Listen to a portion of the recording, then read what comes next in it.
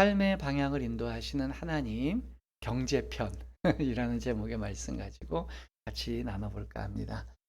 기독교인이 인생을 계획을 하면서 살아가는 건 신앙이 약한 게 아니라는 거예요. 우리가 이 잠언의 오늘의 경구에서 가장 오해하기 쉬운 부분이 이거예요. 인간이 자기의 걸음을 계획하는 게 신앙이 약해서 그렇게 하는 게 아니라는 걸 우리가 좀 알았으면 좋겠어요. 예수님을 믿는 사람들 중에서도 크게 두 부류의 사람으로 나눠진다고 생각해요. 미래를 준비하는 과정에서. 그 첫 번째 부류는요. 내게 앞으로 살아가야 될 삶과 미래에 대해서 꼼꼼하게 계산하고 예측하고 준비해야지 어 편안하고 또 그렇게 하는, 실제적으로 그렇게 하는 부류가 있다고 생각이 돼요. 이런 부류의 신앙인들은요. 미래를 꼼꼼하게 계획하고 때로는 1년 단위로 5년 단위로 10년 단위로 그렇게 계획을 하고 요렇게 요렇게 내 인생이 진행될 거야라는 어떤 그 아젠다를 쭉 세워가는 거, 그렇게 할 때 안심이 되고 편안하게 느껴지는 그런 분들입니다. 이제 요런 부류의 사람들의 장점은 뭘까요? 신중하고 안정적이에요. 그러니까 큰 변수가 없고요.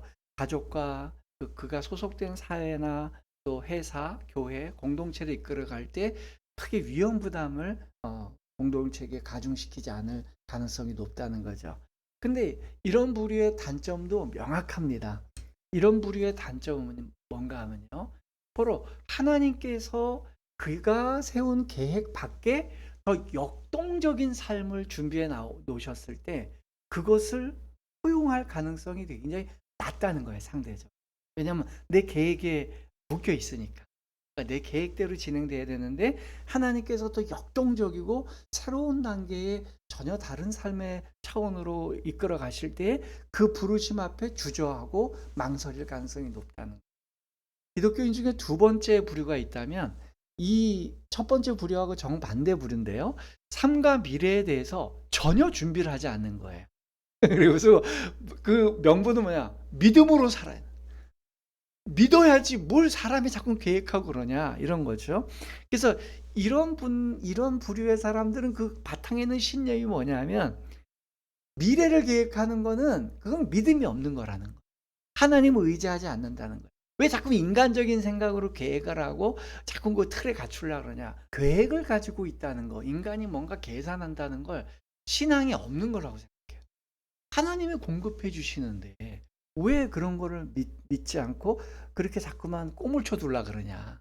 그걸 그때그때 다 써야 된다. 그래서 선교에서도 이걸 페이스 미션이라 그래요. 이런 분들의 장점은 명확하죠.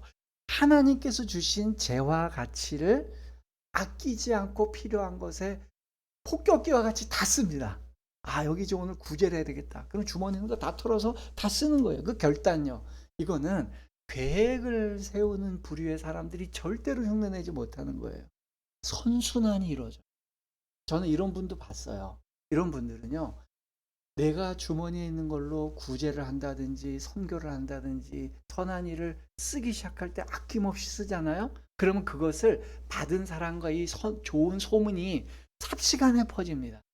그리고 나면 그 가치를 알기 때문에 다른 좋은 뜻으로 무슨 일을 하는 사람들은 그 사람을 찾아요. 그래서 내가 잉여 자산이 생길 때 그분에게 그 잉여 자산을 위탁을 합니다. 그렇기 때문에 상대적으로 계획적이고 준비하는 예비 스타일보다는 계획을 세우지 않고 그냥 폭격기 같이 사는 사람들에게는 이런 선순환이 계속 이루어진다는 거죠. 단점이 있죠.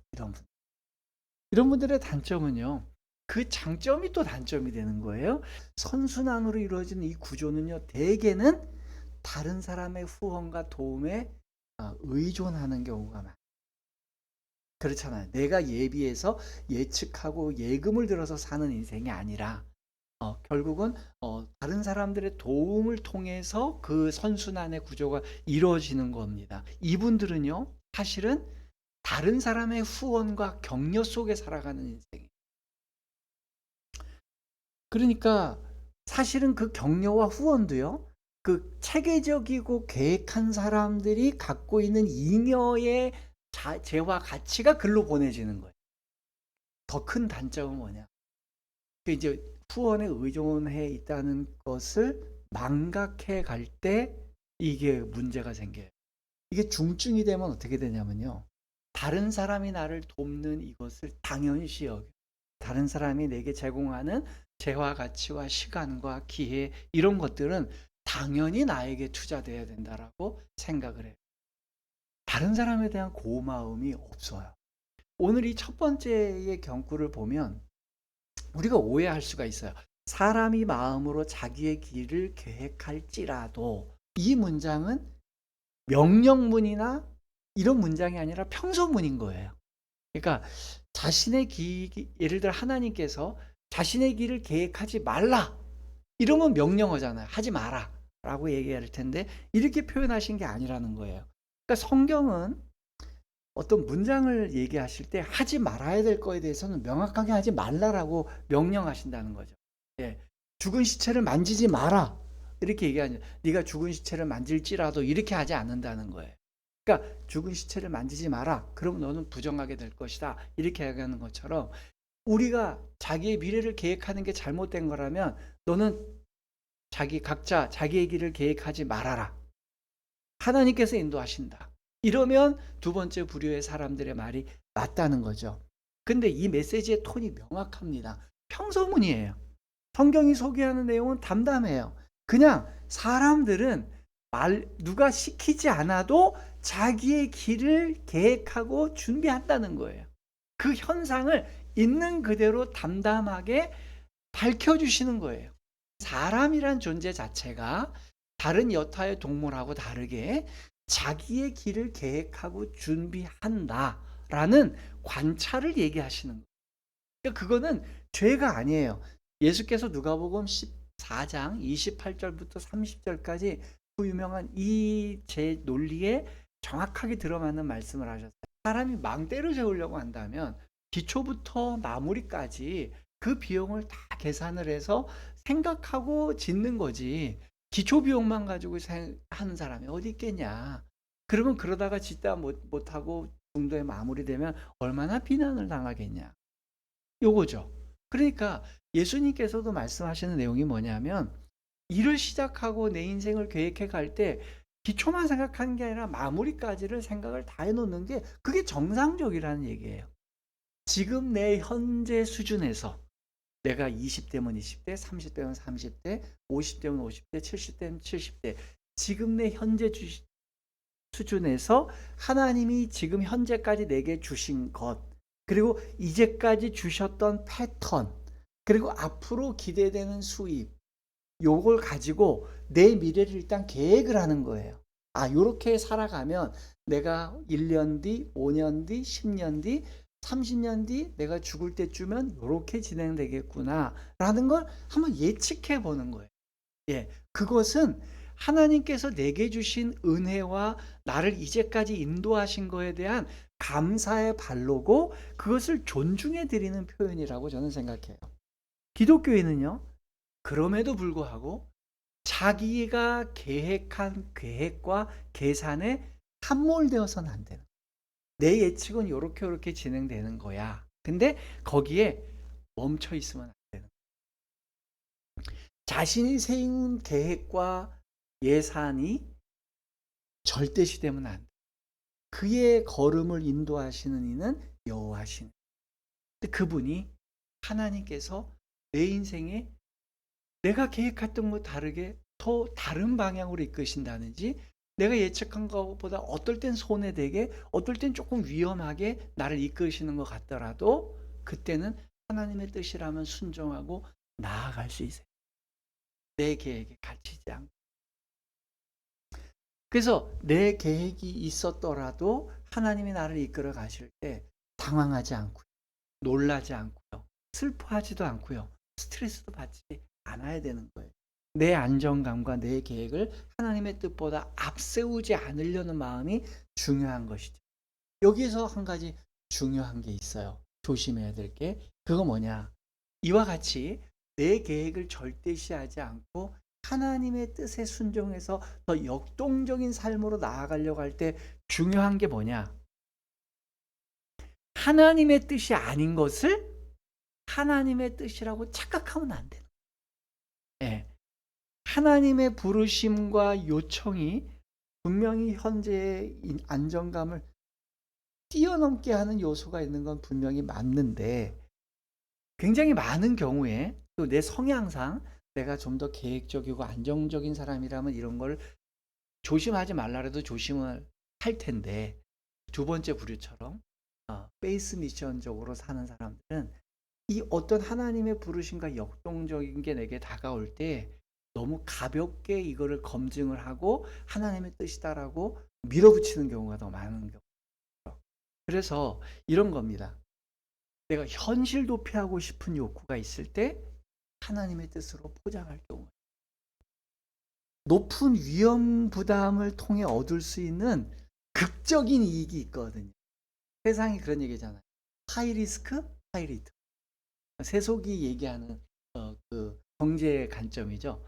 위험 부담이 높을수록 수익이 높다. 안전한 투자일수록 수익은 낮다. 이게 경제의 기본 아닙니까? 은행에 넣어놓으면 금리 적어요. 근데 그것을 주식에 넣으면 더 높은 금리지만 원금도 까먹을 수 있어요. 그거를 더 높은데 어디냐? 요 지금 그린벨트가 개발된대. 그거 사는 거예요. 그럼 이거는 진짜 만약에 개발이 돼서 풀리면 따따블 따따따따따 해가지고 막 엄청나게 떠요. 그러나 묶이면 평생 동안 그린벨트 풀만 쳐다보고 있어야 되는 거예요. 잔디판만 쳐다보고 있어야 되는 이런 거. 이럴 때 극적인 이익을 받을 수 있을 때 그거를 하나님의 뜻이라고 포장할 수 있다는, 그것이 하나님의 뜻인 걸 분별할 수 있는 기준이 뭐냐? 결혼을 안 한 미혼자라면 이제까지 자신을 보호하고 있던 신앙의 가장, 부모님이 될 수도 있고 형제가 될 수도 있고 뭐 할머니 할아버지가 돼서요, 한결같이 지속적으로 나에게 신앙의 멘토와 같이 정말 신앙의 저분은 정말 하나님 앞에서 참된 분이야 라고 단기간이 아닙니다. 오랫동안 검증되신 분에게 의문을 드려봐요. 되게 가족이면 제일 좋겠어요. 부모님이나 다른 분한테 의논해서 이게 하나님의 뜻이 맞을까요? 근데 그분들이 판단해 볼 때 하나님의 뜻이 아니에요. 그러면 기다려야 돼요. 하나님이 저를 설득해 주신 것처럼 우리 부모님도 설득해 주세요 라고 해서 그것이 맞아지면 하나님의 뜻으로 받아들여요. 기혼자면 어떻게 될까요? 저는 배우자. 결혼을 한 상태라면 배우자가 동의할 때까지 기다리는 게 맞습니다.